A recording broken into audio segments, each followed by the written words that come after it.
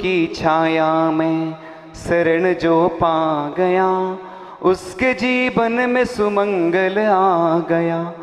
गुरु कृपा सबसे बड़ा उपहार है, गुरु है खेवनहारा तो बेड़ा पार है।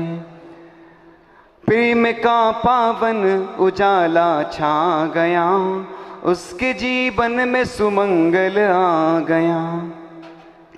वो रचा है आती जाती श्वास में, वो बसा है प्राण में विश्वास में।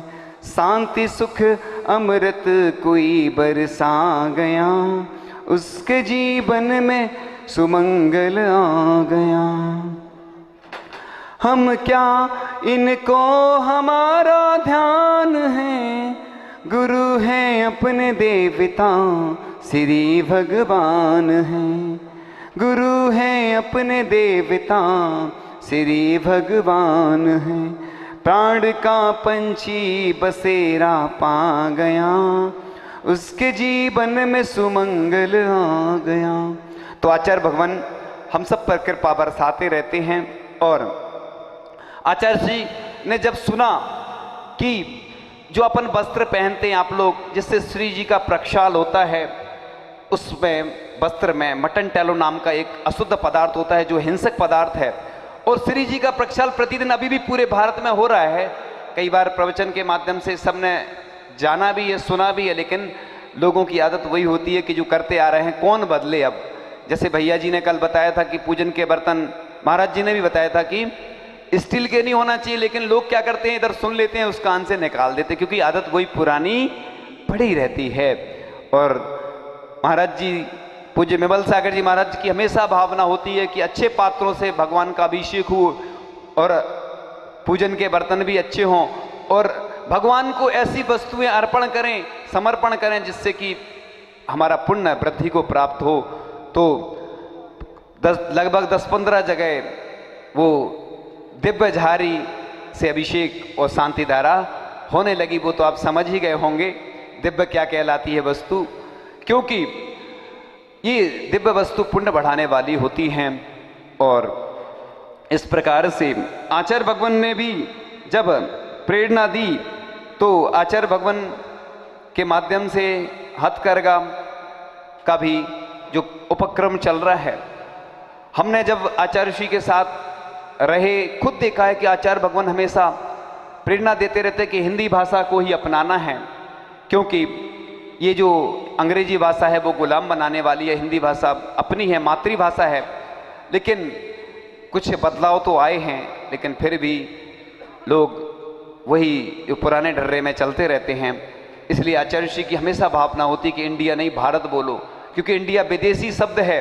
तो आचार्य श्री हमेशा, चाहे हथकरघा हो, चाहे शिक्षा हो, चाहे चिकित्सा हो। और जबलपुर में जब आचार्य श्री को मालूम चला कि हमारे समाज में ऐसे लोग हैं जो गरीब हैं, तो आचार्य श्री ने पूरी मैत्री के लिए आशीर्वाद दिया कि जिससे उनका रोजगार उत्पन्न हो सके, रोजगार वो कर सकें। जिससे कि कुछ लोग ऐसे होते हैं कि जब उनके पास रोजगार नहीं होता तो सुसाइड तक कर लेते हैं। ऐसे बहुत सारे परिवार हमारे पास आते रहते हैं। लेकिन हमारे समाज में बड़े बड़े कार्य होते हैं, जैसे कि अभी स्कूल की बात आई थी, एक विद्यालय होना चाहिए। यहाँ पर मंदिर है एक, उसकी जमीन भी है, लेकिन जमीन का कुछ उपयोग नहीं हो रहा है। और धीरे धीरे जिनने दान दी थी जमीन, वो भी लुप्त होती चली जाएगी, क्योंकि उस पर दूसरे लोग अपना स्वामित्व जता रहे हैं। तो आज पूरे देश में सबसे बड़ी समस्या आ रही है हमारी प्रॉपर्टी की सुरक्षा। हमें अपने वंश की चिंता है। अस्त हो रहे ज्ञान सूर्य ने सोचा था एक दिन की शाम, मेरे ढल जाने के बाद कौन करेगा मेरा काम। पूज्य ज्ञान सागर जी महाराज को जब चिंता हुई कि मेरी इस जिन शासन की संस्कृति को कौन सुरक्षित करेगा, तभी एक विद्याधर आया। ऐसे पूज्य आचार्य श्री जो विद्याधर के रूप में आए और उन्होंने इस जिन शासन की सुरक्षा की। और अब आचार्य श्री की भी वृद्ध अवस्था प्रारंभ हो गई है। तो हमारा ये कर्तव्य है कि हमारी जो संतानें हैं हम उनको मुनि बनवाएं। कैसे बनवाएं? तो ऐसी संतान उत्पन्न करें कि जो मुनि बने, हमारी यह संस्कृति जो जिन शासन की संस्कृति है, भारतीय संस्कृति है, वह सुरक्षित रह सके। क्योंकि आज हम दो और हमारे दो का ही प्रचलन है। अब एक ही बच्चा रहता है, वो भी विदेश चला जाता है या बड़े बड़े शहरों में रहता है, कोई अपने लिए बचता ही नहीं है। तो दीक्षा कोई कैसे लेगा? और जब तक मुनि दीक्षा कोई अंगीकार नहीं करेगा तो हमारा जो 18,500 वर्ष तक जिन शासन कैसे चलेगा? तो ये चिंता हमें होना चाहिए। क्योंकि हमारा जो जैन धर्म है, आज हम देखते हैं प्रत्येक जगह युवा जब आगे हो जाते हैं वायु की तरह, तो बस कार्य हो जाते हैं। तो आचार्य भगवान की कृपा सब पर बनी रहती है। और दीक्षा विधि की चर्चा चल रही थी पहले, यह दीक्षा विधि बताते हैं, फिर आगे के क्रम में चर्चा करेंगे। फिर जैसे ही निवेदन होता है, आचार्य भगवान का आशीर्वाद प्राप्त हो जाता है दीक्षा के लिए। जब निवेदन करता है वह दीक्षार्थी, और निवेदन करने के साथ ही उसकी बिनौली निकाली जाती है। चूंकि अब अंतिम समय है, तुम्हारे मन में कोई विकल्प हो तो राग रंग के साथ बिनौली निकाली जाती है और मेहंदी आदि की रस्म पूरी की जाती है। शाम को एक दिन पूर्व में प्रत्याख्यान किया जाता है भोजन का, कि बस अंतिम बार अब तुमने स्वयं भोजन किया, अब प्रत्याख्यान हो गया। उपवास ले लेते हैं, ग्रहण कर लेते हैं। शाम को प्रत्याख्यान के बाद जो आपकी लौकिक रस्में पूरी होती हैं, चूँकि आज समय कम है और बताना ज़्यादा है, इसलिए वो चीज़ें नहीं बताते हैं जो आप लोग जानते हैं। हम सिर्फ धर्म नहीं बताते हैं। तो आगे बढ़ते क्रम में लगभग रात्रि में केसलोंच प्रारंभ होते हैं। और केसलोंच प्रारंभ होने के साथ ही पहली बार कई बार ऐसे भी प्रसंग आते हैं कि किसी ने कभी केसलोंच किया ही नहीं और बहुत कठिन हो जाता है। और दाईं ओर से प्रारंभ होता है केसलोंच और घूमते हुए बाईं ओर का जाता है। और अनुकूलता अनुसार अलग अलग भी व्यवस्था बन जाती है, लेकिन दाईं ओर से ही प्रारंभ करते हैं। और इसके बाद जब भक्तियाँ पढ़ी जाती है, सिद्ध भक्ति योगी भक्ति के साथ केसलोंच प्रारंभ हो जाते हैं। सबसे कठिन कार्य होता है। और जब रामटेक में दीक्षा होनी थी और हमारा भी केसलोंच हुआ था एक दिन पूर्व में, और आचार्य श्री की का संदेश आता है, एक व्यक्ति कोई आता है कि खबर आती है कि आचार्य भगवान इंतजार कर रहे हैं, केसलोंच होना है। और पहुंच जाते हैं और आचार्य श्री बैठे हुए हैं। आपने कभी नहीं देखा होगा कि आचार्य श्री रात्रि में इस प्रकार से दिखते हैं, लेकिन आचार्य भगवान की कृपा है कि आज इतने सारे साधु संत देखने को मिल रहे हैं कि आचार्य भगवान ने जो एक अलग जगाई है, ब्रह्मचर्य व्रत का खुद धारण किया, निर्दोषचर्या का पालन किया, तो आज पूरे भारत में प्रत्येक जगह मुनि महाराज लगभग 250-300 पिछी जो दिख रही हैं आचार्य भगवान के आशीर्वाद से, उनकी कृपा से। तो ये सब आचार्य भगवान का ही प्रसाद है। और केसलोंच के लिए आचार्य श्री बोलते थोड़ी सी इशारे में जगह बनाना है, और बहुत सारे ब्रह्मचारी बैठे हुए हैं। और जब हम लोग पहुंचते हैं तो स्थान बनाते हैं। केसलोंच करते करते प्रातःकाल हो जाती है। और प्रातःकाल के बाद फिर जब आचार्य श्री का पड़गाहन मिलता है, क्योंकि आचार्य भगवान सोचते हैं अब ये आहार लेंगे तो, लेकिन देंगे नहीं अब, क्योंकि मुनि महाराज बनने के बाद आहार नहीं दे सकते हैं। तो बस आचार्य भगवान आ जाते हैं। उसके पहले आचार्य भगवान की सामूहिक पूजन करते हैं। और पूजन करते करते उसके बाद प्रसंग आ जाता है आहारचर्या। आहारचर्या के बाद फिर तैयारियां प्रारंभ हो जाती हैं और दीक्षा विधि प्रारंभ होती है। उससे पहले सभी फिर से दीक्षार्थी सामूहिक निवेदन करते हैं, क्योंकि फिर से एक बार कहा जाता है अभी भी कुछ नहीं बिगड़ा है, अभी किसी की कोई समस्या हो या कुछ कमी हो तो अभी भी दीक्षा लेने से पीछे हट सकते हैं, क्योंकि फिर इस पद को, जैसे ब्रह्म गुलाल का अभी नाटक दिखाया था, उसने एक बार पद धारण कर लिया तो फिर दूसरी बार फिर वह छोड़ा नहीं। मुनि पद एक बार धारण करने के बाद वह छोड़ा नहीं जाता है।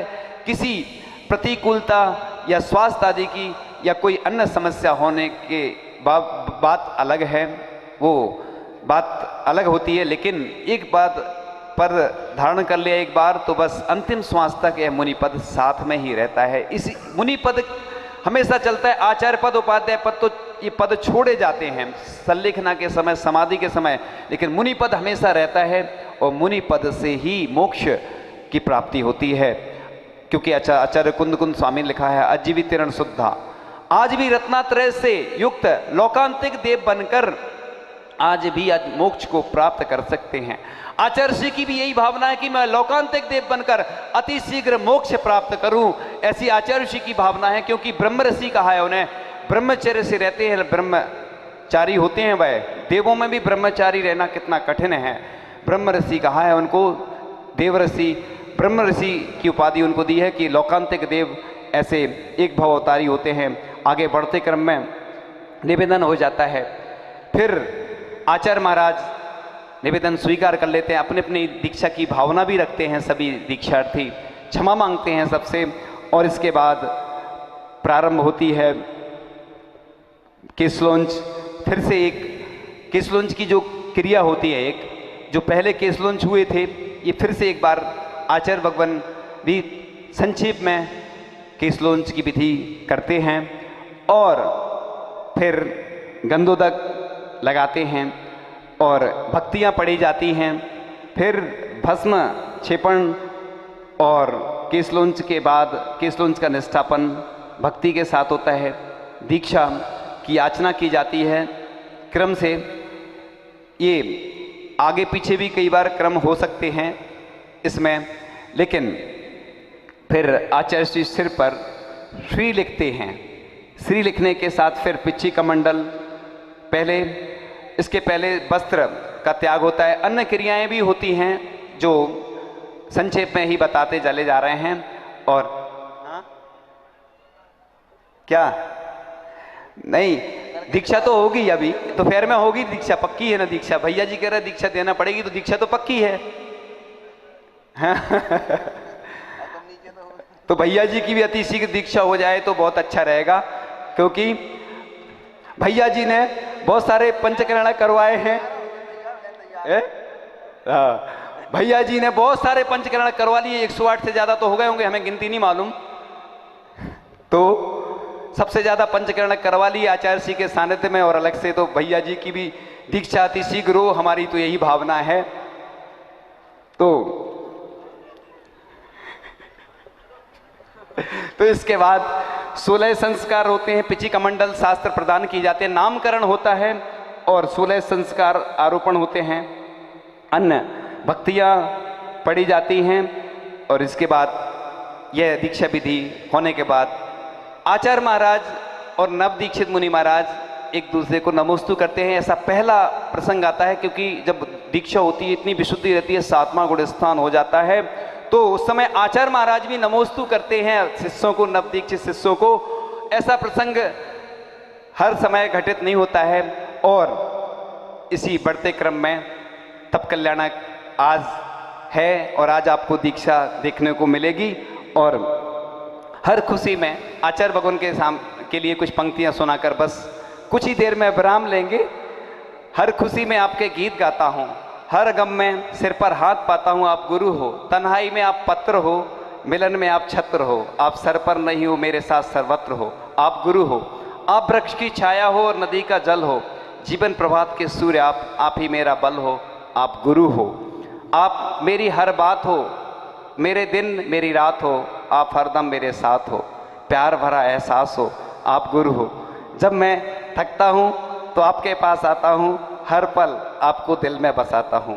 तो यह आचार्य भगवान बड़े महान होते हैं जिनकी कृपा, क्योंकि आप तो भक्त हैं। भक्त तो कभी भी इधर उधर हो जाता है कई बार, लेकिन शिष्य गुरु के लिए हमेशा अपना सब कुछ समर्पित कर देता है। तेरे द्वार पे लुटा दी हैं सब तमन्नाएं, लोग कहते हैं खुद को मिटा बैठे हैं। तो इधर सब कुछ लुटा देना पड़ता है जब कुछ प्राप्त होता है, क्योंकि सब सर्वस्व अर्पण करना ये सबसे बड़ी बात है। शिष्य समर्पण करता है, भक्त तो कुछ अर्पण ही करता है। अर्पण तो सभी कुछ सब लोग कर देते हैं अर्पण, लेकिन समर्पण सबसे बड़ी बात होती है। तो दीक्षा का अर्थ है इच्छाओं का दमन, यानी मंच और लंच का बदल जाना, ड्रेस और एड्रेस का बदल जाना ही दीक्षा होती है। और आचार्य महाराज तो इतने महान हैं कि आचार्य महाराज की कृपा को हम कभी भी चुका ही नहीं सकते हैं। लेकिन शिष्य हमेशा प्रयास करता है और शिष्य का हमेशा ये कर्तव्य होता है कि वह कर्तव्य शिष्य जो गुरु उपकार करते हैं उनका उपकार हमेशा चुकाए। तो जीत की खातिर ऐसा जुनून चाहिए जिसमें उबाल हो, ऐसा खून चाहिए। ये आसमान भी आएगा जमी पर, बस इरादों में जीत की गूंज चाहिए। तो ऐसी हमारे अंदर इरादों की गूंज होना चाहिए। हाँ, तो धर्म नासे क्रिया ध्वंसे स्व सिद्धानार्थ विप्लवे अप्रष्टेरपि वक्तव्यम तत्स्वरूप प्रकाशने। जहाँ धर्म का नाश हो, जैनाचार बिगड़ता तो समीचीन सिद्धांत का लोप होता हो, उस जगह विद्वानों को या जानकारों को बोलना चाहिए। इसलिए जब भी आचार विचार में हीनता आती है तो आचार्य महाराज बोलते हैं, मुनि महाराज भी बोलते हैं। और मुनि श्री प्रशांत सागर जी महाराज, निर्भीक सागर जी महाराज से बोहरीबंद में हम लोग जब एक साथ समागम हुआ था, 13-14 वर्षों बाद समागम हुआ है, कुछ पंक्तियाँ कहकर बस न जाने 14 सालों बाद कैसा समा होगा, इसके पहले हमने ऐसा सोचा था। ये हमारी सोच है। हम सब मुनिराजों में से कौन कहाँ होगा, अगर फिर मिलना हुआ तो मिलेंगे ख्वाबों में, जैसे फूल मिलते हैं गुलाबों में। तो हैं